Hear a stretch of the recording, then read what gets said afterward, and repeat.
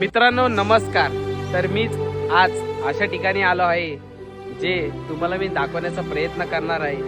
खूप वर्षापासून ती वास्तू आज संतगतीने शांत पडलेली आहे आणि एक काळ होता की त्या इथे एक टाइम असा आनंद उत्साह असायचा. तर मित्रांनो ही शांतता मी तुम्हाला दाखवतो, तुम्ही बघा माझ्यासोबत. चला तर मित्रांनो आपण मंदिराच्या दरवाजाजवळ आहोत, जनित मंदिर. आणि आता आपण जाणार आहोत या मंदिराच्या आतमध्ये मंदिर एक्सप्लोर करण्यासाठी.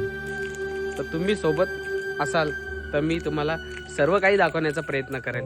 फक्त असंच मला सपोर्ट करत राहा आणि मला फॉलो करत राहा आणि मी या नवीन नवीन गोष्टी तुमच्यासाठी घेऊन येत राहील. तर खोपलीकरांनो या मंदिराची तुम्ही जर बघू शकता ही अशी अवस्था झालेली आहे आणि पूर्ण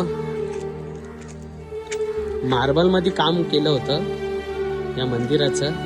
पण आज खूप वाईट परिस्थिती झालेली या मंदिराची. तर तुम्ही माझ्यासोबत चला, कनेक्टेड राहा. तर बघा पूर्णपणे हे मंदिर खराब झालेलं आहे, कारण खूप वर्षापासून याची ही अशी परिस्थिती झालेली आहे आणि कोणी इकडे लक्ष सुद्धा देत नाहीये. ते एक काल होता की इथे मोठा उत्साह आणि आनंद मेळा भरायचा, भरपूर प्रमाणात गर्दी असायची.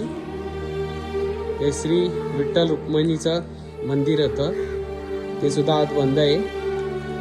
तर पूर्णपणे खराब झालेलं आहे आणि अवस्था खूप बिकट झालेली आहे. मित्रांनो तर तुम्ही खोपोलीत राहत असाल तर नक्कीच तुम्ही या ऐतिहासिक वास्तूमध्ये येऊन इथे भेट देऊ शकता.